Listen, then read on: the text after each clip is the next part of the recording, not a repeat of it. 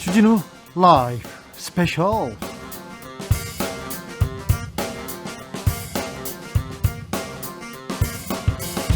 2021년 2월 20일 토요일입니다. 안녕하십니까, 주진우입니다. 토요일입니다. 토요일은 일주일 동안 주진우 라이브에서 가장 중요했던, 가장 재미있었던 부분만 모아서 다시 듣는 그런 시간입니다. 그리고 정말 주옥 같은 뉴스인데 묻힌 뉴스 파헤쳐보는 그런 시간입니다. 토요일의 남자 KBS 김기화, 어서 오세요. 안녕하십니까. 네. 토요일마다 일주일 동안 방송됐던 주진우 라이브에서 가장 재밌고 가장 중요한 부분만 뽑아서 여러분께 소개해드리는 김기화 기자입니다. 김기화 기자 오랜만에 나왔어요. 맞습니다. 네. 저희가 설 연휴 때 또 푹 네. 쉬어가지고 네. 돌아왔습니다. 자, 김기화 기자의 잘생긴 얼굴 영상으로 만나볼 수 있습니다. 그렇습니다.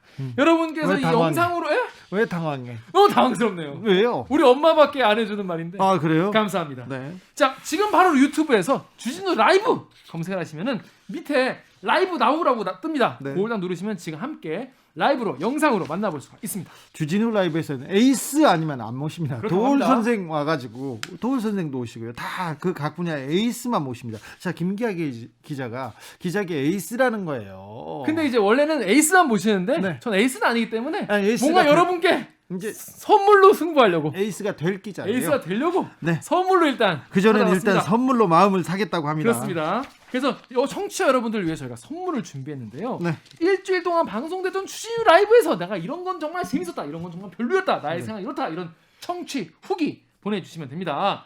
보내주신 분 중에서 3분 추첨을 해가지고 3만 원 상당의 치킨 교환권. 요즘에는요 3만 원이면 치킨 정말 고급진 거 네. 먹을 수 있거든요. 아, 고급 치킨을 고급진 드린다는 치킨. 거죠. 네. 자, 청취 후기 어디로 보내면 되나요? 카카오톡 다들 하실 겁니다. 네. 카카오톡 플러스 친구 네. 누르시면은 거기서 주진우 라이브 검색하시면은 이런 게 뜹니다. 네. 여기에서 친구 추가하신 다음에 후기를 친구한테 카톡 보내듯이 친구한테 불평 불만 얘기하듯이 써서 보내주시면 되겠습니다. 제 아이디가 아직 쓰는 제가 메일 주소가 ace@시사인.co.kr입니다.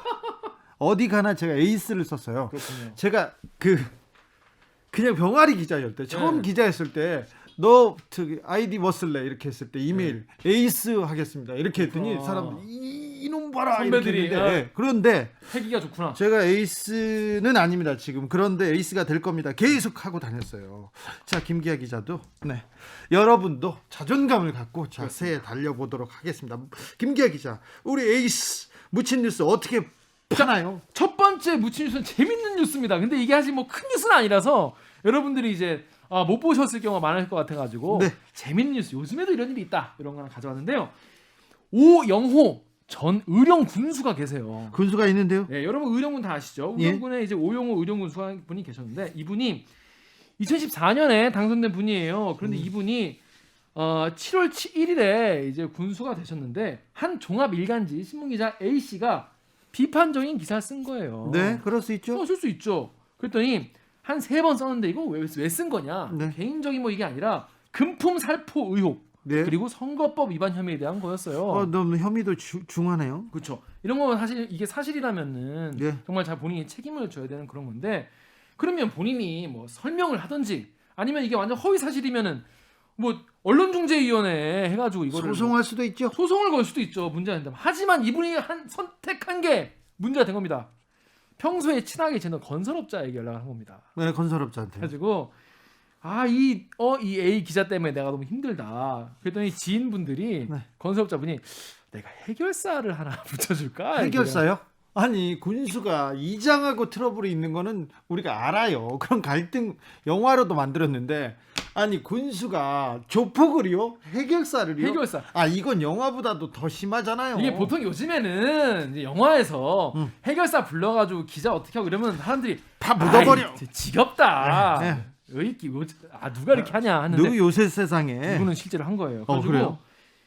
이 사람 불러가지고 야, 기자 때문에 죽겠는데 네가 좀 해결해 줄 수 있냐라고 하니까. 아니, 군수가 직접 불렀다고요? 불러가지고 아니, 사무실로 부른 거예요. 본인 사무실로. 건설업자한테 뭐 이것도 아니고, 그렇죠. 군수가 자기 군수 사무실로 불렀다고요? 다이렉트로 불러서. 그래서 뭐라고? 이 남성과 같이 식사를 하면서 마음 같아서 내가 죽여버리고 싶은데 네. 어떻게 해버리고 싶은데 죽이지는 못하고 네가 애들을 시켜서 손 좀 봐달라면서 100만 원을 준 거예요. 아, 돈을 줘요, 군수가 사무실에서? 시원하지 않습니까? 이 남성이 정체는 뭐였어요? 알고 보니까 이분이 경남 의령 지역에서 유명한 조직폭력배였다고 아니, 해요. 실제로 조폭을 불러다가 일을 맡기고 돈을 줬다고요? 혐의가 살인 미수와 폭력. 그 간단한 그러니까 조폭도 확실한 아니네. 거예요. 그러니까 이분이 커리어는 확실한 분이에요. 네. 커리어는 확실한 분이어가지고 네. 해결을 해달라고 부른 건데, 그래서 이 조폭 분께서 그래서 또 움직였습니다. 기자한테 또 연락을 한 거예요. 연락을 또 했어요. 보자, 보자. 근데 기자가 또 우리 기자들이 또 이런 눈치는 빠르지 않습니까? 네. 이거 뭔가 이상하다. 이 번호 뭔가 안 좋을 것 같다. 그러니까 안 받아요. 네. 연락을 피한 거예요. 그러다가 이 기자분이 따로 또 이렇게 운영하는 가게가 있었다고 하는데 거기에 직접 이 조폭분이 찾아간 겁니다. 아, 그래요? 찾아가지고 너 계속 그렇게 기사 쓸 거냐라고 네. 하니까 기자분은 또 고집이 있으니까 네. 기사는 내가 써야 된다. 네. 너 두고 보자. 내가 한 번 더 두고 보자. 계속 이렇게 협박을 했다고 합니다. 협박을 했다고 찾아가서 찾아가지고. 조폭이요? 예. 아하, 이 군수와 이 폭력배 어떤 관계였어요? 그래가지고 이 일로 인해서 두 분이 이제 인연이 되신 거예요. 그래서요. 조폭분이랑 군수님이랑. 아, 지역 사회니까. 그럴 수 있죠. 지역의 권력자, 그리고 그렇죠. 권력에 빌붙는 폭력배. 그렇죠. 잘 어울리는 커플입니다. 그렇죠. 옛날만 이런 게 있는 게 아니라 실제로 아이고, 이게 최근 있었던 거예요. 이게 그래가지고 무슨 지금 있는 일이잖아요. 그렇죠. 지금. 이게 2015년이니까 뭐 불과 4년 전 일인데 예. 이게 4, 5년 전 일인데 이게 그 의령군이요. 의령에서 생산되는 농산물이잖아요. 있죠. 근데 유통을 담당한 여러분 들어보셨을 겁니다. 토요에라는 그 유통회사가 있었거든요. 아, 예.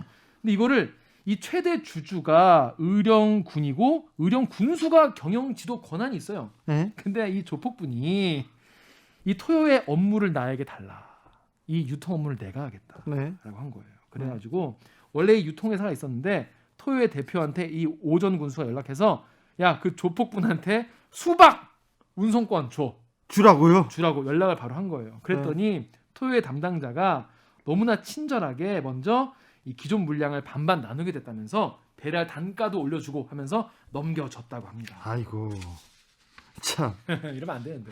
지역 사회에 이런 일 많아요. 아, 선거를 치르면서 조폭들이 선거에 나서고 그리고 그 선거에서 당선이 되지 않습니까? 이런 이권 챙겨받고 그런 게 뭐 있었는데 자유당 시절 때 얘기 아닌가 이런 거.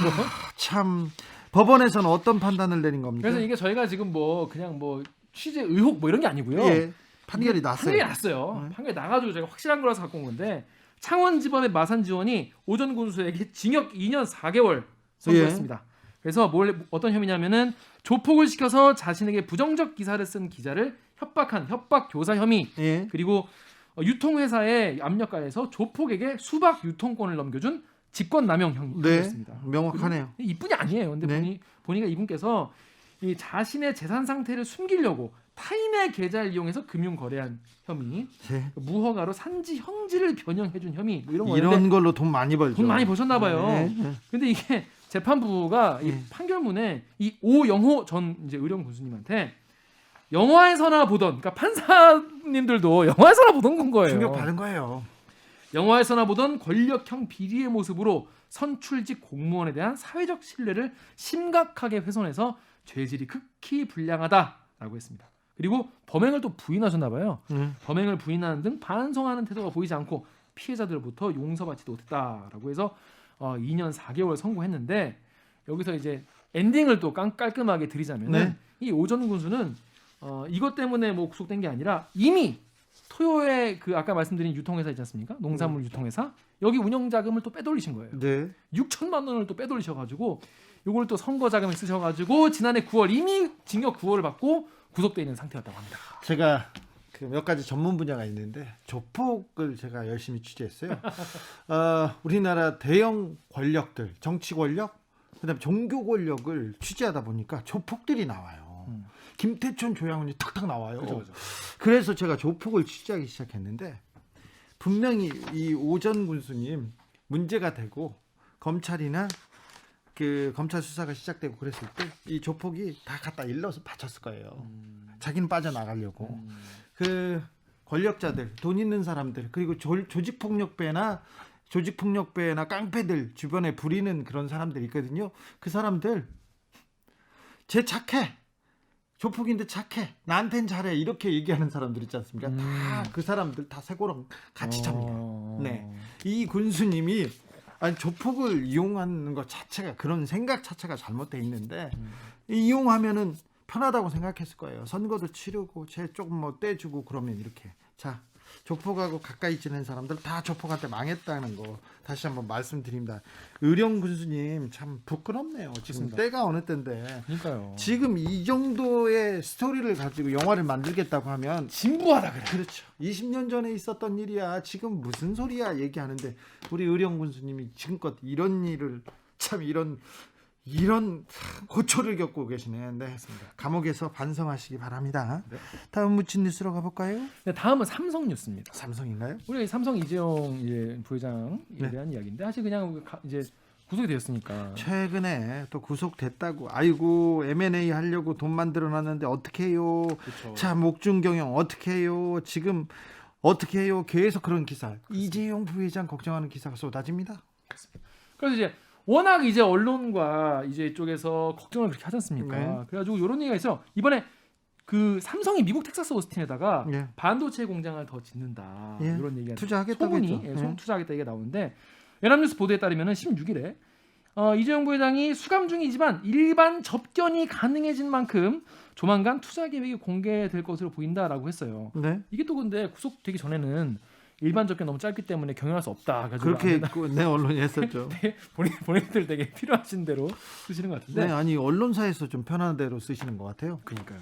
그래서 근데 이 말대로 하면 이제 옥중 경영을 이제 하겠다는 거 아니겠습니까? 그렇죠. 굵직굵직한 판단을 네. 예, 총수 뭐 이런 체제에서 하겠다는 건데. 네. 근데 이제 법무부가 특정경제범죄 가중처벌법에 따라서 이재용 부회장에 대해서 취업 제한 통보를 하지 않았습니까? 네. 근데 이게 이 취업 제한 통보 여러분 우리가 살면서 우리가 취업 제한 통보를 받을 일이 많지 않잖아요. 아유 없죠. 그러니까 이게 뭔지 잘 모르는 거예요. 네. 너도 나도 잘 몰라요. 아, 모두는 그럼요. 우리 모든 취업을 하고 싶어하지. 네. 이걸 누가 제한받은 적이 없으니까. 네. 그런데 삼성전자 측 설명은 이 옥중 경영을 할지 여부는 우리는 모른다라고 돼 있는데 이게 법적으로 이게 그러면 취업 제한이 돼 있는데 부회장이라는 게 취업인지 아닌지 여기서 옥중 경영을 하는 게 취업인지 아닌지 뭐 이거를 어떻게 따져봐야 해석을 해야 네. 되나라는 거예요. 네. 근데 이제 다른 그룹 이제 선례를 좀 보면은 부영그룹 이중근 회장이요. 이중근 회장 이분이 지난해 또 똑같은 이 특정경제범죄 가중처벌법 위반으로 대법에서 실형 확정됐거든요. 실형이 확정되면 법무부에서 취업 제한 통보를 하게 돼 있어요. 이게 그렇죠. 법이에요. 이거는 뭐 자동적으로 되는 건데 그래서 부영그룹 측 입장은 이중근 회장은 이 통보를 받은 다음에 취업 제한 통보 받은 다음에 경영에 전혀 관여하지 하고 있지 않다. 또 모든 등기 이사직 내려놓고 보수도 안 받고 있다. 이렇게 얘기했어요. 일단 이렇게 얘기합니다. 그렇죠. 그리고 또 2014년에 2월에 집행유예 판결받은 김승현 하나그룹 회장 이분도 비슷했어요.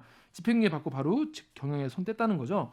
근데 겉으로라도 이렇게 얘기를 하는데 삼성은 이제 요 일반 접견을 어떻게 되겠냐 이제 이런 거에 대한 해석이 좀 분분한 거 아니겠습니까? 그렇죠. 좀 경영하게 좀 도와줘라, 좀 더 풀어줘라 이런 얘기 하는 거죠. 그렇습니다. 그런데 이 재계 관계자들 특히 이 옥중 경영에 이게 해도 된다 이런 주장도 있어요. 뭐냐면 이 취업 제한이 명령이 자세히 보면 형 집행 이후 형 집행 끝나고 나서 그러니까 이후에 몇 개월 동안 이제 이걸 취업을 제한한다는 거다. 그러니까 감옥에서는 경영해도 된다 이런 얘기예요. 네. 그렇다는 거예요.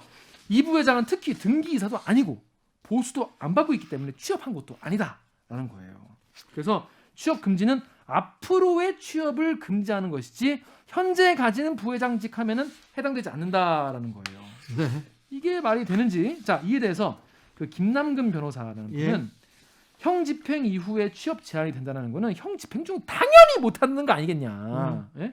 이걸 전제로 하고 있다는 거예요. 그리고 취업 제한은 등기 이사 같은 직함만 달지 말라는 게 아니라 지시하면 안 된다는 얘기다라고 하고 또 김우찬 고려대학교 경영대 교수는 이 취업 금지 제도의 취지를 좀 살펴봐야 된다. 그렇죠. 그러니까 우리가 여러분 우리가 법을 이제 변호사분들 이런 분들이 법의 어떤 맹점이나 허점 같은 거를 이용을 해서 본인 의뢰인에게 유리한 판결을 이끌어내는 그런 거 하지 뭐 실력이 좋다라고 평가하는 부분도 있지만은 사실은 그거는 그 법의 취지를 좀 무시하는 그런 태도일 수도 있지 않습니까? 그렇습니다. 그래서 우리가 매번 이렇게 법에 대한 얘기를 할 때는 그 법의 취지, 입법 취지를 살펴봐야 되는 경우가 많이 있는데 이 취업 금지 제도의 취지를 보면 형 집행 끝난 뒤까지 취업 제한을 한다는 건 당연히 수감 생활 동안에도 취업이 제한되는 것이고 이 제도의 목적은 범죄자가 그러니까 범죄자 아니겠습니까? 감옥에 네. 있으니까 범죄자가 영향력을 행사해서 다시 비슷한 범죄를 저지르는 것을 막겠다는 것입니다. 그렇죠. 지금 뭐냐면요.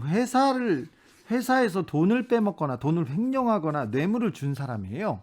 그러니까 다시는 이런 일을 회사에 위해를 가하는 그런 범죄 행위를 하지 말라고 잘라놓은 건데 이래서 법을 만들어 놓은 건데 이걸 가지고 이게 이 회사가 이 주주들의 것이어야 되는데 이 회장 것이야 이렇게 생각하는 우리나라 경영 이 재벌들의 이 시스템 때문에 이게 조금 약간 이게 허도되고 있는 것 같아요. 그렇습니다. 그래서 이런 법문이 사실은 모든 케이스, 모든 사례들을 다 꼼꼼하게 들어갈 수 없으니까 네. 가끔 이렇게 그물망이 넓은 부분이 있을 수도 있는데 거기를 이렇게 딱 물고 늘어져가지고 하는 거는 너무 말장난 아니겠냐 네. 이런 지적들이 많이 나오고 있습니다. 삼성전자에서는 뭐라고 합니까? 삼성전자는요 이거에 대해서는 사실은 이렇게 옹호하는 입장을 대놓고 말하고 있지는 않아요. 네. 그냥 입장이 없다라고 하고 있습니다. 그래서 삼성이 이거를 어떻게 해석하고 준수하고 있는지를 좀 제대로 밝혀야 되는 게 아니냐라는 이야기가 있습니다.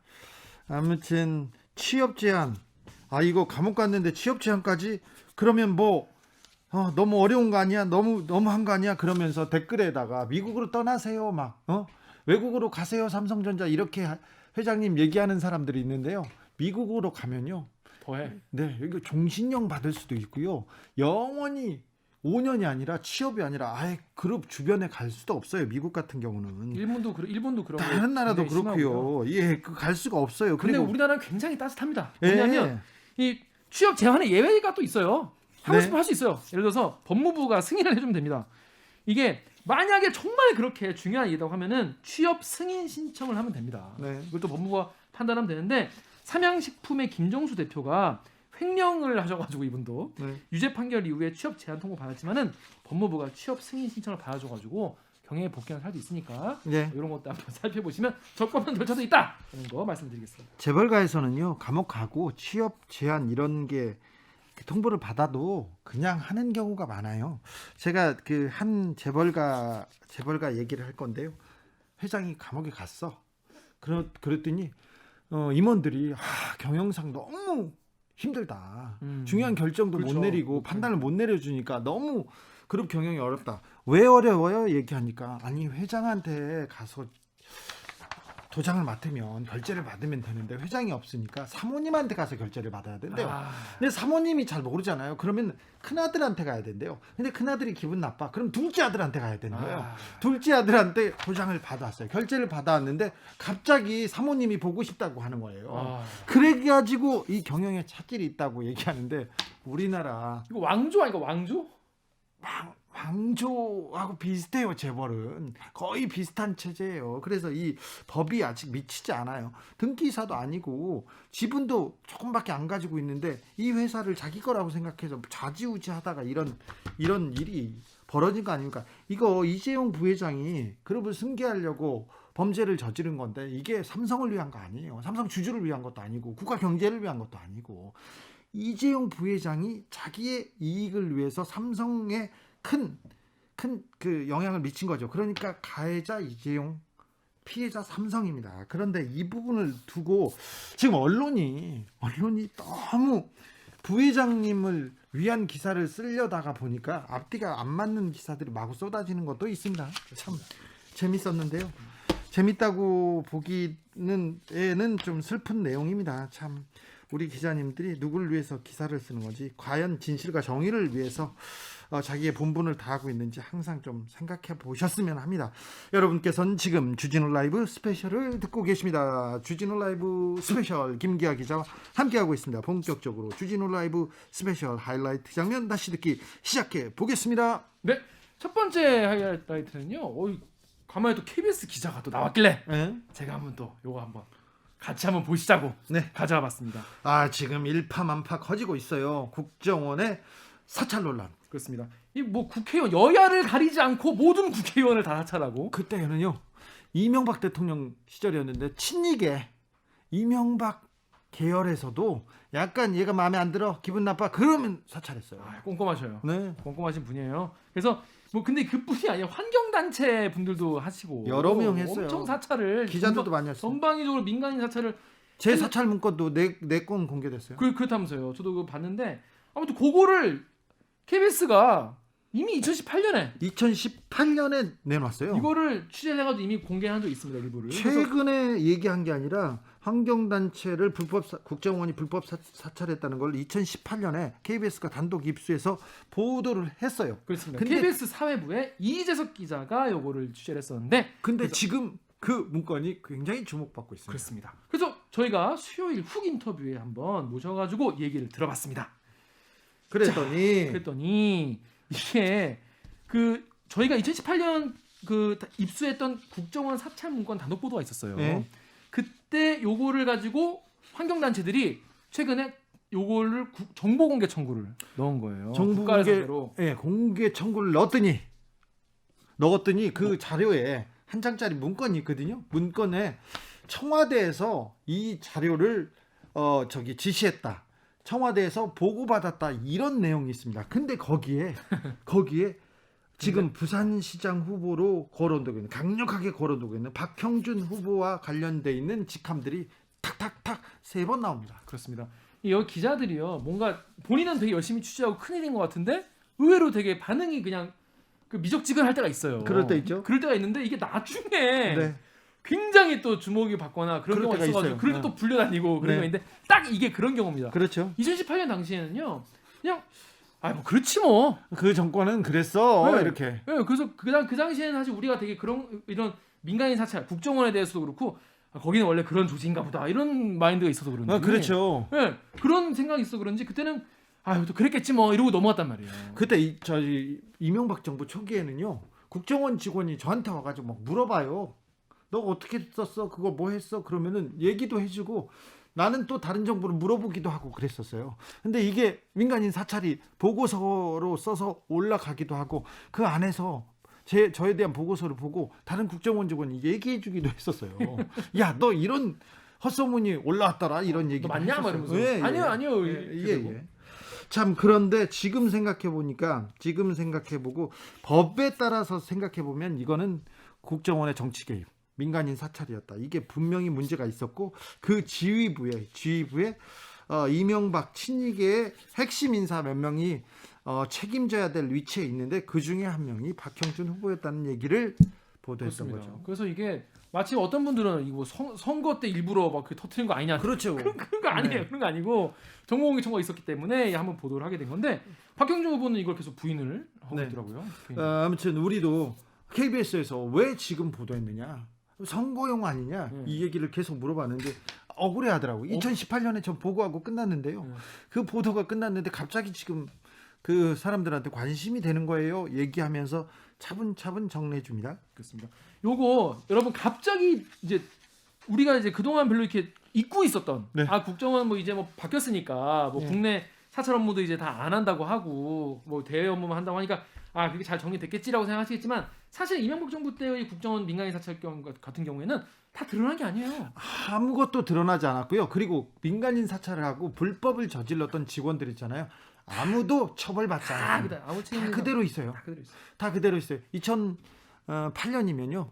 2008년 9년이면 이명박 정부가 들어와서 언론 장악을 위해서 굉장히 많은 일을 할 때였습니다. 그때 KBS, MBC에 대한 언론 탄압 굉장히 컸다고. 사장이 쫓겨나셨습니까? 네, 사장을 쫓아내고 막 잡아가고 긴급 체포하고 그러면서 큰 일이 있었거든요. 그때 있었던 일도 또 낱낱이 좀 밝혀야지. 옛날엔 다 그랬지 하고 지나가는 게 어디 있습니까? 과거를 명확하게 정리하고 단죄하지 않으면 그런 일이 곧 일어나요. 저는 맨날 이렇게 과거에 잘못했던 걸 이야기하면 언제까지 과거 이야기할 거냐? 이제는 묻고 우리 미래를 향해 나아가자라는 말씀들을 하시는데 그런 사람 치고 진짜 미래에 걱정하시는 분은 본 적이 없어요. 네. 그냥 과거 얘기하기 싫은 거야. 독일에서 계속해서 95세 청소부였어. 수용소에서 청소 역할을 했어. 100세 격리만 봤어. 경비만 보거나 격리만 봤어. 직접 그 민간인 학살에 참여하지 않고 경비만 보고 청소만 했던 사람들도 지금 95세 100살짜리를 불러다가 재판정에 세웁니다. 그리고 단죄합니다. 과거를에서 배우고 사과하고 진심으로 미래로 가고자 하는 독일의 의지가 보입니다. 그래서 독일은 유럽에서 세계에서 인정받고요, 존경받습니다. 일본 뭐라고 합니까? 우리가 과거에 대해서 얘기하고 역사에 대해서 묻기만 하면 언제까지 과거 가지고 얘기하겠느냐. 그렇죠. 그 얘기 하지 않습니까? 똑같죠. 예. 비슷한 것 같아요. 이제 그쪽 이제 그렇게 과거 이제 떠올리기 싫어하신 분들의 또 어떤 늘 한 얘기인 것 같은데 아니죠. 다 정리를 해야 우리가 미래로 갈 수 있는 거니까. 그래서 예. 요 내용 사실 갑자기 왜 국정원 얘기냐라고 좀 당황하실 수도 있어요. 많은 분들이. 네. 자, 어떤 내용인지 한번 정리를 하는 이야기를 들어보도록 하겠습니다. 민간인 사찰에 대해서는 가장 스마트하게 정리가 되어 있습니다. 바로 이 인터뷰에서. 수요일 훅 인터뷰 하이라이트 부분 그러면 지금부터 함께 듣고 오시겠습니다. 큐.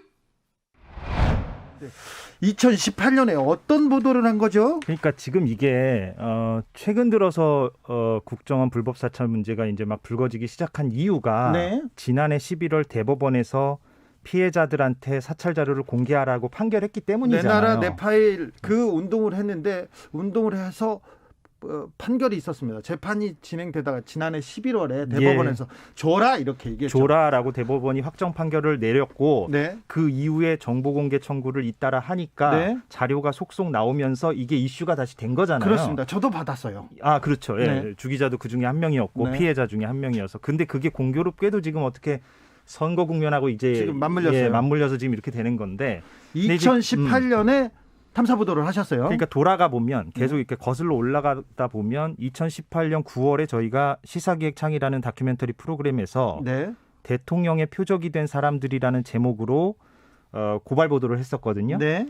그때 저희가 한 장짜리 국정원 문건을 입수해서 보도를 했습니다. 그 문건에는 어떤 내용이 담겨 있나요? 그 문건이 지금 이제 뭐 제가 들고 나왔는데 이제 환경부 자료 요청에 대한 국정원 회신 내용이다 이런 제목을 갖고 있는데요. 네. 그러니까 한마디로 이런 겁니다. 그러니까 이명박 정부 시절에 대통령의 수건 사업이었던 4대강 사업에 반대하는 환경단체나 교수나 민간인들을 상대로 국정원이 당시에 어떻게 불법 사찰을 했는지가 일목요연하게 한 장에 정리가 돼 있어요. 회신했어요. 국정원에서 정리를 그러니까 해서. 문재인 정부 국정원이 문재인 정부 환경부에다가 회신한 내용인 거죠. 네. 그걸 저희가 이제 단독 입수해서 보도를 했는데 네. 거기 보면 뭐 예를 들면은 반대 단체 간의 연대를 방해한다, 개인 비리를 수집한다, 세무조사로 압박한다, 뭐 이런 누가 봐도 이제 불법적인 성격의 불법적이죠. 예 그런 불법적인 내용들이 있어서 저희가 그때 보도를 했는데 불법 활동 체증을 강화한다. 세무조사로 압박한다. 예. 그리고 반대 인물을 선정해서 전담관을 지정하고요.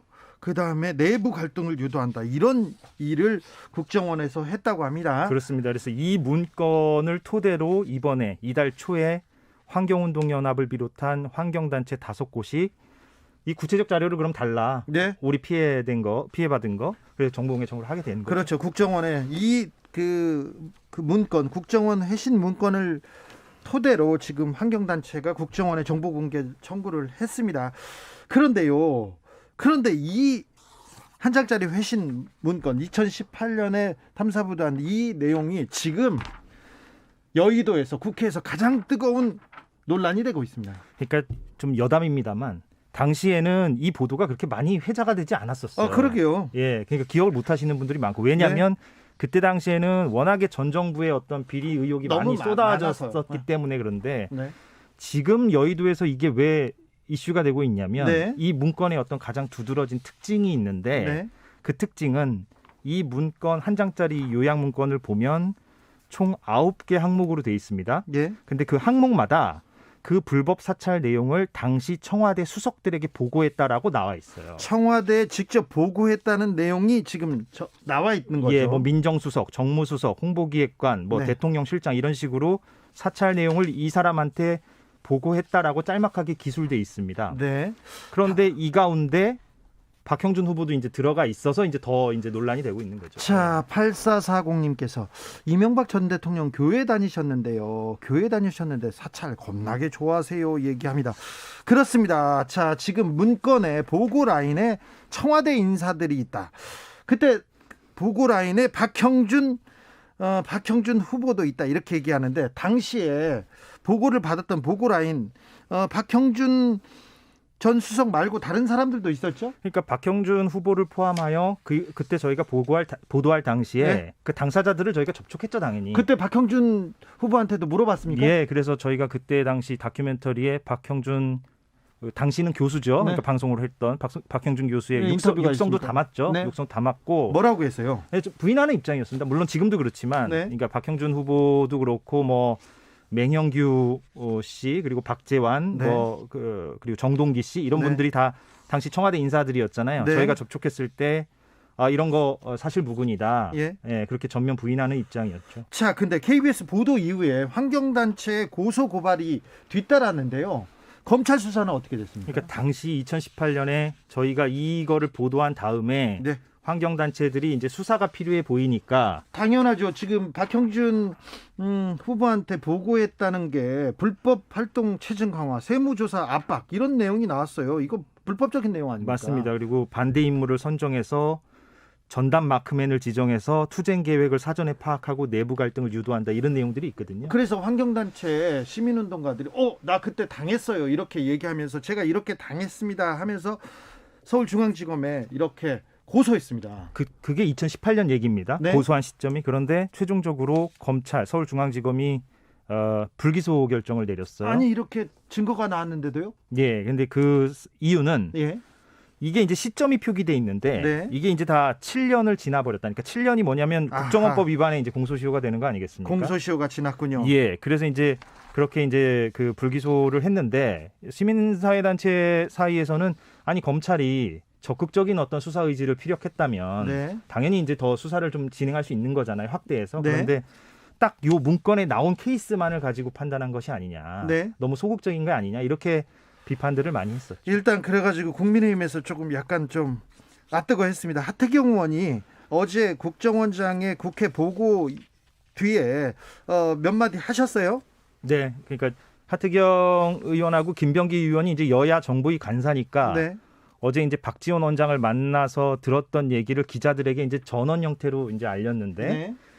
하태경 의원이 그렇게 얘기했죠. 이제 그 지금까지 공개된 자료에서는 그 박형준 후보가 MB 국정원 사찰에 네. 연루된 것이 확인되지 않았다 이렇게 이제 말씀을 하셨는데 전원을 말한 거죠. 그러니까 박지원 원장의 그 얘기를. 네. 그런데 이제 지금 공개된 자료라는 그 전제가 있는 거죠. 예. 그러니까 지금 환경단체들이 이달 초에 이제 정보공개 청구한 것은 지금 캐비닛을 뒤져보고 있는 상황이라고 볼 수 있기 때문에 그렇죠. 이제 좀 기다려봐야 되는 것이고. 지금 예. 환경단체들의 정보 공개 청구가 받아들여지면 곧 지금 자료가 공개되는 거죠. 그러니까 한 3월 초나 중순이 유력해 보이고요. 왜냐하면은 그게 그 규정이 있는데 평일 기준 20일 이내에 답변을 줘야 되거든요. 국정원이. 네. 그래서 3월 초나 중순이 이제 유력해 보입니다. 아무튼 2018년에 공개된 4대강 반대 환경단체 사찰 내용에 대해서는 청와대 관계자들의 직함이 나오고 청와대 관계자들에게 보고됐다는 건 확인된 거네요. 그리고요. 이게 중요한데 제가 꼭 언급하고 싶은 것은 이 한 장짜리 문건이 무슨 도장이 찍혀 있거나 공문의 형태는 아니지만 네. 2018년 당시에 저희가 보도할 때 국정원이 맞다 이거. 네. 공식 인정을 했던 문건입니다. 그러니까 네. 이게 무슨 어디서 출처가 불분명한 그런 문건이 아니라 국정원 문건이다. 국정원이 스스로가 인정한 문건이고 그때 당시 국정원이 뭐라 그랬냐면 검찰이 수사를 하면 적극 협조해서 자료를 더 오픈하겠다. 네. 그렇게까지 얘기했던 문건이거든요. 그러니까 네. 이게 공식 확인된 문건이다. 그리고 거기에 청와대 그 수석들의 어떤 보고 라인이 적시가 돼 있다. 이 점이 중요합니다. 얼마 전에 공개된 내 나라 내 파일 시민행동에서 공개한 몇몇 문건들 중에서도 청와대 누구한테 보고했다 이런 내용이 있습니까? 그러니까 그게 중요한 포인트 중에 하나인데요. 그러니까 이게 이제 유튜브로도 나가죠. 그러니까 제가 몇 개를 들고 왔는데, 그러니까 지금 내 나라 내 파일이라는 시민단체를 통해서 사찰 피해자들이 정보공개 청구를 해가지고 몇 개를 받았잖아요. 네. 주진우 기자도 그 가운데 한 명이고. 네. 근데 이제 김승환 전북교육감이 받으신 자료가 있는데 네. 그 첫 장에 예를 들면 이런 게 있어요. 1일 청와대 주요 요청 현황. 청와대에서 요청을 했다는 거죠. 국정원에. 청와대에서 예. 민정수석 이렇게 돼 있고 지자체장 교육감 선거 관련해서 지역별 특이 동향을 올려라. 예. 이런 식으로 나와 있고요. 네. 또 예를 들면 이준동 나우필름 대표 네. 이창동 영화 감독의 동생이시죠. 네, 저희 주진우 라이브 와가지고 인터뷰했습니다. 아, 이 그러셨습니까? 문제로. 예, 네. 그러니까 이준동 대표가 받은 자료도 보면 마찬가지로 1일 청와대 주요 요청 현황 해가지고 기획관리비서관실에서 네. 좌파 성향 감독들의 이념 편향적 영화 제작 실태를 종합해라. 네. 이렇게 나오거든요. 그러니까 네. 이번에 이제 공개된 이 자료를 보면 당시 청와대가 개입했다라는 게 명확하게 드러나는 것이죠. 예. 그러게요. 그러니까 이게 좀 뭔가 저희가 입수한 한 장짜리 문건하고 뭔가 이제 겹치는 부분이 이제 나오는 거죠. 그러니까 물론 네. 저희는 4대강 사찰이지만 네. 4대강 사찰에서 청와대 사람들이 등장하고 이번에 내 나라 내 파일이 받은 자료에서도 청와대 수석들이 등장하니까 네. 예. 뭐 이렇게 공통점이 있다고 볼 수 있는 거죠. 환경 단체들 정보 공개가 또 받아들여져서 추가 자료가 나온다면 박형준 후보를 포함한 다른 청와대 인사들의 흔적이 보일까요? 그러니까 만약에 나온다면 물론 여러 가지 형태를 생각해 볼 수 있겠지만 네. 지금 방금 전 제가 말씀드린 김승환 교육감이나 이준동 대표처럼 네. 이런 식의 어떤 표기가 나오지 않겠는가라고 내 나라 내 파일에서는 얘기하고 추정하고 있는 거죠. 근데 물론 모릅니다. 이거는 뭐 가봐야 알지만. 이준동 대표가 주진우 라이브 나와서 나 같은 하찮은 사람도 이렇게 사찰을 했다면서 다른 사람은 얼마나 더 했겠느냐 이런 얘기했습니다. 자료가 공개가 됩니까? 언제쯤 공개가 됩니까? 어느 정도까지 공개할까요? 그러니까 내 나라 내 파일의 그 관계자들의 전언에 따르면 최근 국정원이 그래도 자료 공개는 하긴 한다. 네. 근데 이제 빈칸이 많잖아요. 지금. 그러니까 저는 4장짜리를 그 자료를 하나 공개했는데 네. 4장짜리 중에 4줄만 나와요. 그러니까요. 제목만 나오고. 맞습니다. 그 김승환 교육감 같은 경우도 16장 중에 14장이 빈칸이에요. 네. 그러니까 좀 피해 당사자들 입장에서는 좀 어처구니가 없는 건데 어찌 됐건 제한된 형태로라도 공개는 하긴 한다. 네. 그러니까 이번 환경단체들의 이 정보공개 청구도 받아들여지긴 할 것 같다. 네. 이렇게 보는 거죠. 자, 4월 재보궐선거다. 선거 앞두고 시기가 좀 공개 시기가 묘하다. 이거 정치 공작 아니냐. KBS 앞서여서 정치 공작 아니냐. 이렇게 얘기하는 사람이 있습니다. 예, 두 가지를 말씀드리는데 아까 처음에 말씀드렸듯이 대법원 판결이 지난해 11월에 있었다. 네. 이게 중요하고요. 예. 두 번째 포인트는 저희가 2018년에 보도를 했기 때문에 결자해지 차원에서라도 해야 돼요. 이거는. 네. 그러니까 그런 측면을 좀 고려해 주셨으면 자, 좋겠습니다. 박형준 후보가 나오는 것으로 보이는 국정원의 회신 내용 이 파일 공개는 2018년에 이미 했습니다. 이재석 네. 기자가 2018년에 이미 했군요. 예. 국정원에서 정보 공개 충실하게 하고 있습니까? 그러니까 아까 뭐 주진우 기자 말씀하셨듯이 빈칸이 너무 수두룩하니까 물론 네. 이제 국정원이 밝히는 이유는 있죠. 뭐 네. 국가안보 문제라든가 뭐 개인정보라든가 이런 걸 얘기하는데 제가 국가안보하고 무슨 상관이 있어요? 국가안보 이유로 제 파일을 공개 못하겠다. 그러니까 그런 논리더라고요. 그러니까 그 빈칸에 나와 있는 걸 그대로 보여주면 국정원 내부의 어떤 조직이나 어떤 뭐 그런 내부의 어떤 사정이 드러날 수 있다. 뭐 이런 얘기를 하는데 근데 이제 당사자들 입장에서는 뭐 상당량이 비공개니까. 네. 예. 너무 많은 부분은 비공개고 아주 작은 부분만 공개해서 이 부분에 대해서는 조금 불만이 많습니다. 계속 논쟁이 될 겁니다. 예. 자, KBS 이재석 기자와 함께한 수요일 훅 인터뷰 하이라이트 부분 다시 듣고 오셨습니다. 김기아 기자, 주진우 라이브는 풀 버전이 이제 막 네, 특히 이 일 같은 경우에 여러분이 이렇게 막 잊어버리신 팩트도 많아요. 네. 얘는 워낙 좀 예전에 지난 일이기 때문에 갑자기 또 이 얘기를 들으시면 또 당황하실 수도 있어요. 지금도 그 언론 보도가 조각조각 나와요. 그래서 맞아요. 이 사건이 뭐지? 민간인 사찰이 뭐더라? 뭐지? 얘기합니다.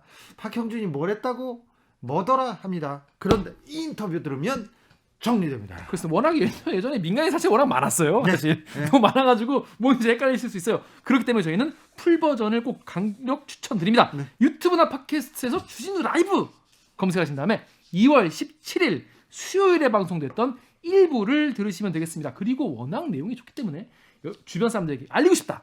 인터뷰 클립만 또 따로 저희가 또 뽑아놨어요. 네. 그거를 또 들으시면 되겠습니다. 주진우 라이브 스페셜 김기아 기자와 함께하고 있습니다. 이 방송은 영상으로도 만나보실 수 있습니다. 그렇습니다. 바로 지금 유튜브에서 주진우 라이브 검색을 하시면 밑에 라이브 나오라고 빨갛게 써있어요. 그걸 누르시면 지금 함께 하실 수가 있겠습니다. 김기아 기자, 다음 장면은 어떤 장면이죠? 역시 지난주는요. 이 학폭 사건, 네. 여자 배국의 여배 연예계. 학폭 사건 그리고 연예계 학폭 사건 이런 것 때문에 정말 뜨거웠던 시간이었던 것 같아요. 네.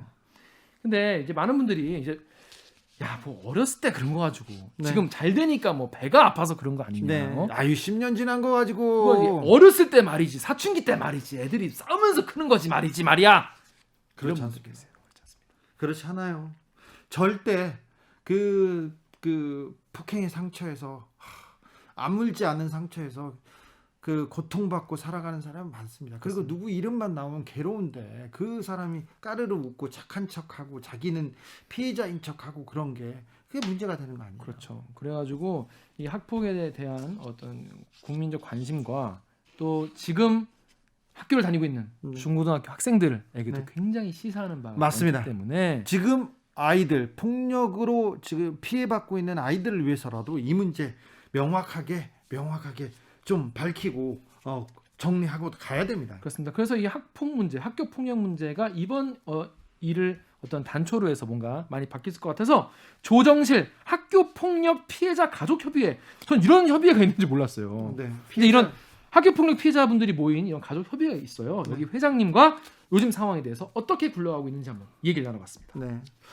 이 회장님께서 조정실 회장님께서 학교 폭력 피해자 가족이었는데 아무도 도와주지 않아서 너무 힘들었대요. 외치고 가면 다 그 얘기하는 거야. 아이고 아이들 일로 지금 나서 그래서 다른 피해자들한테 그의 고통을 좀 덜어주고자 이 단체를 만들어서 지금껏 활동하고 있다고 합니다.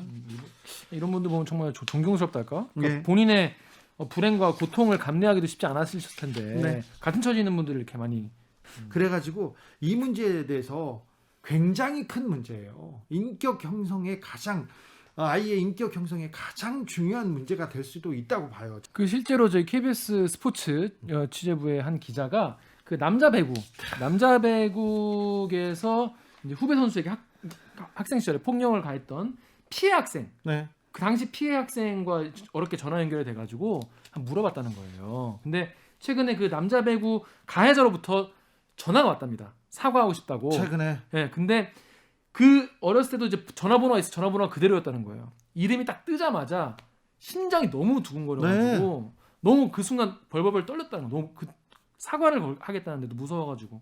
그래서 사과를 한답시고 사과를 얘기를 듣긴 했지만은 전혀 자기는 진심이 느껴지지 않았고 끊고 그렇죠. 나서 오히려 더 괴롭더라. 이렇게 상황이 벌어지니까 성인이 되고 나서도. 네.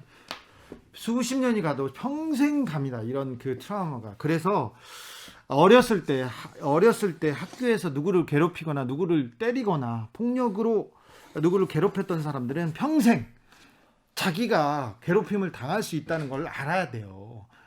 그리고 그 사람이 이제 성인이 돼서도 내 인생 전체를 망쳐버릴 수 있다는 것도 알아야 됩니다. 그래서 아이들을 위해서 학교 폭력 근절을 위해서 지금 이 문제를 더 공론화하고 더 많이 토론하고 더 아파하면서 정리하고 넘어가야 돼요. 그렇습니다. 그리고 반드시 가해자는 처벌하는 그런 가해자는 분명히 처벌된다. 폭력은 어떠한 이유에서도 정당화될 수 없다는 것을 명확하게 알려줘야 됩니다. 이거 아이들 교육을 위해서도 이번 문제는 중요하다는 거 한 번 더 강조합니다. 특히 이제 스포츠계 같은 경우에는 일반 학교와는 또 약간 다른 점이요. 이 합숙을 하지 않습니까? 합숙을 하니까 그 좁은 공간에서 자기끼리 이렇게 어떤 규율 같은 걸 생기고 선배들이 계속 때려요. 근데 선배들 그 초등학교 때 때리고요, 중학교 때 때리고 고등학교, 대학생들도 그래요. 실업팀에 와서도 그래요. 프로도 때리잖아요. 프로도. 네. 네. 이런 거를 끊어내려면은 이게 만약에 문제가 된다면은 너의 모든 커리어가 한 방에 갈 수 있다는 그렇죠. 거를 보여야 되지 않겠냐라는 지적들이 많이 나오고 있습니다. 이다영, 이재영 자매만 좀 가혹한 거 아니냐? 가혹해도 어쩔 수 없어요. 그 사람들 가혹해도 그럴 만한 일을 했어요. 그렇게 당신의 커리어를 그냥 다 송두리째 무너뜨릴 만한 일을 한 겁니다. 정말 나쁜 일을 한 거예요. 그렇기 때문에 이 문제에 대해서 특별히 때리고 취재도 성장하는 어렵지 않습니까? 이런 한국 폭력 취재 같은 그렇죠. 경우에는 본인이나 부모님들이 또 굉장히 이거를 또 취시하죠. 취시하시고 또 선생님들 같은 경우 이게 드러날 경우에 자기들 학교 위신이 실추되기 때문에 또 덮으려고 하고. 아니 근데 그 최숙현 선수 건도 있고요. 그 이전에 쇼트랙의 네. 피해자들 성폭력에 이렇게 노출되고 폭력에 노출되고 폭행에 노출돼서 얼마나 많은 피해를 입었습니까? 이제 학교 폭력, 스포츠 폭력 이런 말은 우리 사회에서 지금은 이제 지워야죠. 그렇습니다. 이제 앞으로 아이들한테는 이런 일은 없게 만들어야죠. 엘리트 스포츠 때문에 우리가 이렇게 금메달 많이 따지 않냐라고 하는데 많은 분들이 댓글을 보면은 나 그렇게 폭력으로 얻은 금메달 받고 싶지도 않다. 그렇죠. 하나도 안 금메달 따면 자랑스럽다. 뭐예요? 메달 따면 뭐 합니까? 그 사람들 누구를 위해서?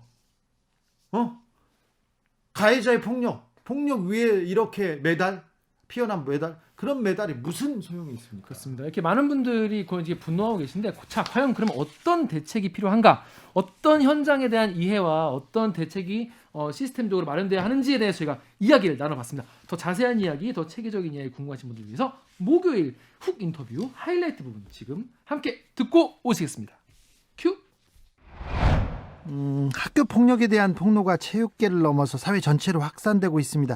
지금 이 상황 어떻게 보고 계십니까, 회장님? 네. 지금 비록 미성숙한 청소년 시기에 철없이 저지른 행동이라고 하기에는 그에 대한 책임은 반드시 지어야 된다는 것을 저희는 사회 전반에 알리게 되는 큰 울림이라고 생각하고요. 예. 그리고 물론 무분별하고 거짓된 폭로에 대한 걸름망이 필요하겠지만 그동안 우리 사회에서 시시해왔던 체육계의 잘못된 악습에 대해 바로 잡을 수 있는 소중한 기회라고 생각합니다. 네. 최근에 학교 폭로가 잇따르는 이유는 뭐라고 보세요? 사실 과거에는요, 피해를 당해도 알릴 수 있는 방법이 사실 쉽지 않았습니다. 그렇죠. 다 옛날 네. 일이고 옛날 선생님한테 이럴 수도 없잖아요. 네, 맞아요. 그리고 또 오히려 또 음파에 축소돼서 오히려 보복을 대응하거나 하는 두려움으로다가 신고를 못했지만요. 네. 현재는 지금 가해자를 엄벌하는 사회 목소리가 높아지면서 피해자들이 이 파급 효과가 큰 그 SNS나 온라인 커뮤니티를 이용해 분노를 저희는 쏟아내고 있다고 생각을 합니다. 예. 시간이 많이 지났어도 아까 저희 청취자분도 군대에서 당한 폭력인데 환갑이 지나서도 이게 씻어지지 않나 봐요. 그 후유증과 네, 트라우마에 시달리는 경우가 많은 것 같은데요. 학교 폭력 피해자들이 가장 힘들다고 호소하는 부분이 어떤 부분입니까? 저희 피해 가족들은 일단은 피학생 자녀들이 하루빨리 피해의 아픔을 극복하고 다시 온전하게 학교로 돌아가는 것을 원합니다. 네. 그렇지만 제대로 사과도 없이 자신들이 처벌을 피하고자 회피하는 모습을 볼 때면은 그 상처는 더 커지고 힘들어질 수밖에 없는데요. 네. 지금 저희가 가장 좀 안타까운 부분들은 피해 가족들이 오랜 치료 기간과 이게 소송 등으로 경제적인 어려움도 겪지만 또 가정 내에 분란들이 일어나서 분위기가 전혀 전과 같지 않다고 이 부분에 대해서 가장 많은 고통을 호소하고 있습니다. 반면에 학교 폭력 가해자들은 있잖아요. 학교 폭력에 대해서 어떻게 인식합니까?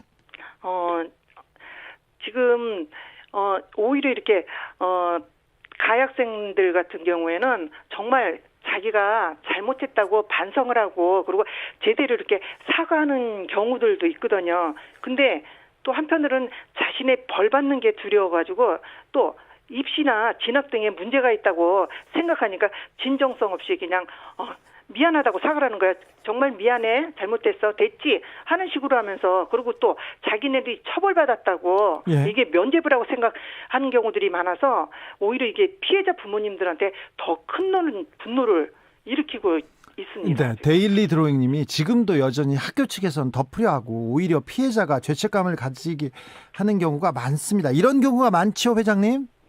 예, 아무래도 좀 그렇죠. 학교에서는 이게 첫째 피해자들이 사실 문제가 삼지 않으면 이게 커지지 않는 부분이죠. 그러니까 피해자가 되도록이면 조용하게 있었으면 하는 바람도 있고요. 그리고 또 학교에 또 이렇게끔 어떤 학교 폭력 문제가 드러나면은 학교에 또 명예가 실추된다. 그래서 되게 보면 학교에서들은 이렇게 시시 덮고 그리고 피해자가 조용하게 있어주기를 바라는 경우들이 사실 많습니다. 저도 학교 폭력 이렇게 취재 갔다가요. 교장 선생님이 다 끝난 문제인데 뭐 이런 문제로 취재까지 왔냐고 해가지고 제가 굉장히 화났습니다.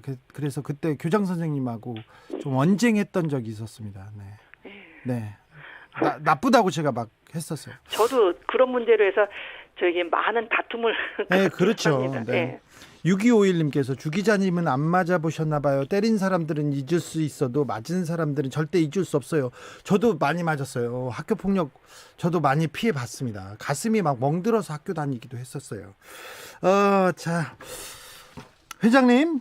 네. 학교 폭력 피해자 가족 협의회라고 이렇게 단체가 생길 정도로 예. 이 단체가 생길 정도로 피해자들이 많았습니까? 이 단체는 어떻게 꾸려지게 된 겁니까? 사실 저도 이게 피해 가족으로서요. 네. 이게 어떻게 보면 제 아이가 학교 폭력을 크게 당한 후에 뜻하지 않게 네. 이제 저도 학교 폭력 피해 가족들을 돕는 일을 지금까지 21년 동안 하고 있는데요. 네. 근데 그 당시에 사실 도움받을 곳이 없어서 정말 온 가족이 죽음을 생각할 정도로 고통스러웠어요. 그래서 그래요? 제 자신이 너무 힘들었길래 예. 이런 고통을 좀 나누고 서로 위로할 수 있는 곳이 필요하다는 생각이 들어서 피해 부모님들과 단체를 결성을 해서 예.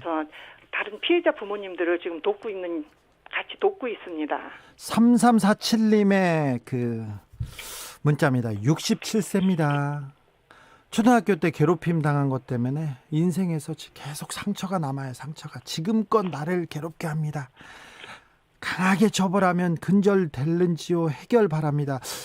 우리가 지금 학교 폭력에 대해서 진지하게 고민하고 예방책을 내야 되는 것 같아요. 그렇죠, 회장님? 네, 맞습니다. 우리 사회가 이 지금 전반적으로 좀 변화하는 계기를 만들어야 될 것 같은데 어디서부터 어떻게 변화해야 됩니까? 저는 변화는 일단은 학교 폭력은 이거는 절대 해서는 안 되고 어떤 경우에도 변명이 이루어질 수는 없습니다. 그리고 이 학교 폭력은 범죄라는 거를 사회에서 좀 인식을 해야 된다고 생각합니다. 그리고 저는 좀 또 안타까운 부분이 지금 학교 폭력에 대해서 뭐 예방들을 많이 한다. 그래서 네. 예방 쪽에 이렇게 치우치다 보니까 제가 좀 전 피해자 입장으로서 피해자들의 고통에 대해서는 지금 어떻게 보면 개인의 몫으로밖에 갈 수 없다고 생각하는데요. 피해자들이 얼만큼 고통을 당하느냐 그걸 알아야지 학교 폭력에 저는 더 심각성을 좀 깨달을 수 있다고 생각을 합니다. 네. 최근 유명인에 대한 폭로 계속 이어지는데요. 이런 의견도 있어요. 오래전 학창시절 일이었고 지금 반성하고 있는데 너무 가혹한 것 아니냐 이런 지적에 대해서는 어떻게 보십니까, 회장님? 그거는 어떻게 유명인이잖아요. 네. 아이들이 옛날에 학교 폭력을 저질러도 가해 행동을 해도 저렇게끔 유명세를 떨칠 수 있다는 거. 그렇죠. 그거 아이들이 보면서 아이들한테 선망의 대상이잖아요. 그렇기 때문에 아무리 유명해지고 훌륭한 사회 인사가 된다 하더라도 학교 폭력을 저질렀던 경우 같은 경우는 어떤 경우에도 용납이 되지 않는다. 그래서 그런 점들을 저는 반드시 보여줘야 된다고 생각합니다. 그래서 저는 가장 큰 예방 효과는 어떻게 보면 이런 사건들이 자꾸 드러나면서 알려지는 게 오히려 예방 효과로 좀 가장 크지 않을까? 좀 오히려 알려지는 게 생각을 갖게 됩니다. 가해자가 정말 과거를 잘못했다고 반성해요. 진심 어린 사과를 해요. 그러면 우리 사회는 받아들여야 합니까? 진심 어린 사과를 한다면은 네. 저는 그거는 받아들여야 된다고 생각을 합니다. 네. 이게 진심 어린 사과가 바로 사건을 해결하는 첫걸음이거든요. 그래서 자신의 잘못을 인정하고 피해자의 아픔에 공감하는 사과가 선행된다면 피해자든 가해자든 다시 안정적으로 학교나 사회 생활을 이어나갈 수 있을 거라고 생각합니다. 예. 그래서 저는 그런 부분에 대해서는 진심 어린 사과가 진심 어린 사과만 이루어진다면은 저는 받아들여야 된다고 생각을 합니다. 학교 폭력 예방에 대한 그 법률이 제정됐어요. 그래서 교육부에서 5년마다 종합대책을 수립하고 있고 계속 국회에서도 관련 논의가 이루어지고 있습니다. 그런데 아직까지 학교 폭력이란 이런 단어가 사라지지 않고 이런 사례가 사라지지 않는 이유는 뭐라고 보십니까? 우리나라 학교폭력 관련 대책이 대부분 예방 중심으로 되어 있습니다. 그러니까 좀 전에도 말씀드렸듯이 피해자 보호에 대해서는 아예 소극적이나 없다고 생각을 하는데요. 네. 그리고 지금처럼 특정 사안이 발생할 때마다 사후 약품만식으로 처방을 하고 있는데요. 네. 그리고 입시 위주의 교육으로 청소년기에 필요한 인성교육도 부족하고요. 네. 이런 또래 관계 설정에 대한 교육이 저는 아주 상당히 부족하다고 부족하다. 생각합니다. 그렇기 네. 때문에 그리고 한마디로 말해서 현장에 대한 진짜 피해자들이 어떤 고통을 겪고 학교 현장, 학교 폭력 현장이 전혀 모르는 상황에서 그냥 탁상 공론식으로 이렇게 대책이나 정책이 만들어지다 보니까 이게 실효성이 저는 없다고 생각을 합니다. 양용기님께서 유명인이라서 이렇게 사과를 하는 겁니다. 유명인이 아니면 사과하지 않아요. 그것은 진정한 사과가 아니지요. 얘기합니다. 0835님은 피해자를 밟고 올라간 위치를 인정해서는 안 됩니다. 이런 얘기도 하셨습니다. 5281님께서는 학생뿐만 아니라 예전에 폭력 쓴 선생님들 문제였어요. 성적순으로 차별하고 입구부터 뺨 때리고 밟고 제 꿈이 선생님이었는데 아무 이유 없이 차별 폭행당하니까 꿈이 사라져서 자퇴했었습니다. 지금은 잘 살고 있어서 후회는 안 하지만 한 번쯤 물어보고 싶어요. 그때 왜 때리셨냐고요. 저도 초등학교 때부터 선생님이 때리면요. 3대 맞다가 4대부터는 선생님이 그때부터는 감정이 들어간 거예요. 그래가지고 선생님한테 선생님 이거 사랑의 말 아니잖아요. 선생님 화난다고 이렇게 때리시면 안 되죠. 이렇게 얘기했다가요. 더 많이 맞았습니다. 더 많이 맞았어요. 선생님의 요새는 선생님들 체벌을 안 합니다만 예전에 선생님들 너무 많이 때리셨어요. 네, 선생님. 네. 선생님, 제가 선생님 찾아가서 저는 따졌었습니다. 안덕환님께서 당시 학교폭력 가해자가 적절한 처벌을 줬다면 받았다면 지금 같은 사건은 발생하지 않았을 겁니다. 그렇죠. 그렇게 생각합니다. 회장님, 자, 네. 본인이나 자녀가 학교 폭력을 당했을 경우, 지금도 당하는 경우가 있어요. 그러면 어떤 조치를 취해야 될까요? 우선 아이의 상태를 살피는 것이 가장 우선이고요. 그리고 아이를 안정시키고 반드시 이 문제에 대해서는 해결해 줄 거라는 확신을 주어야 됩니다. 네. 그리고 피해 사실에 대한 증거를 수집해야 됩니다. 네. 그리고 학교에 알리고 그리고 저희는 111에 신고하라고 합니다. 112에 아예 신고해야 됩니다. 117에 117이나 112에 신고하면 되고요. 네. 그리고 저희 학교폭력 피해자 가족협의회로 연락을 주시면은 피학생과 부모님들이 들에게 도움을 드릴 거니까 저희 네. 학교폭력 피해자 가족협의회로 연락을 주시길 바랍니다. 회장님, 마지막으로 저 학교폭력에 관해서 당부 말씀 있으면 해주십시오. 학교폭력 상처는 피해자에게 정말 평생의 트라우마로 남을 수 있습니다. 네. 근데 지금 이렇게 보면 학투 미투에 대해서 지금 계속 논란이 일고 있는데요. 네. 근데 저는 이 논란이 그 아픔을 피해자의 아픔을 공감하고 피해자 회복과 함께 보호 지원을 논하는 대화의 장으로 좀 쭉 이어졌으면 좋겠습니다. 네. 계속 이렇게 대부분이 우리는 지금 언론이고 사회에서도 학교폭력이 이렇게 심각하냐 어떻게 하냐 하면서 처벌 쪽으로만 기울여져 있는데요. 그 뒤편에 피해자들이 얼마나 고통을 당하는지 반드시 이 피해자들이 회복이 돼서 다시 학교로 사회로 돌아갈 수 있도록 좀 도움을 주셔야 된다고 생각합니다. 네, 알겠습니다. 학교폭력 피해자 가족협의회 조정실 회장과 이야기 나눈 목요일 훅 인터뷰 하이라이트 부분 다시 듣고 오셨습니다. 이 방송 풀고자는 어디서 들을 수 있죠? 네, 유튜브나 팟캐스트에서 주진우 라이브 검색하신 다음에 2월 18일 목요일 1부를 들으시면 되겠습니다. 네. 인터뷰 클립도 또 있으니까 들어보세요.